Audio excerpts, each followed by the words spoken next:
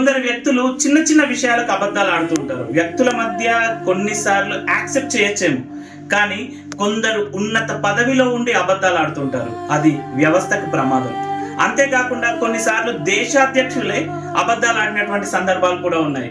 ఆ దేశానికి ప్రమాదంగా మారినటువంటి సంఘటనలు కూడా ఉన్నాయి. అలాంటి ఉదాహరణ పాకిస్తాన్. కసబ్ మా ప్రాంతానికి చెందినవాడు కాదు అని చెప్పినప్పుడు మీడియా ఎవరైతే ఉన్నారో అతన్ని వెతుక్కొని ఆధారాలు సేకరించాక అప్పుడు పాకిస్తాన్ నోరు మూసుకుంది. అలాగే ఒసామా బిన్ లాడెన్ ఎవరైతే ఉన్నారో మా దేశంలో లేడు అని చెప్తే అమెరికా వెళ్లి కాల్పులు జరిపించి ఒసామా బిన్ లాడెన్ చంపాక అప్పుడు తెలిసింది.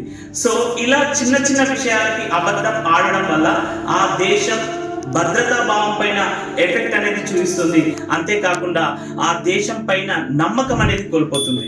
వ్యక్తిత్వ వికాసంలో ప్రధాన సూత్రం సత్యమేవ జయతే.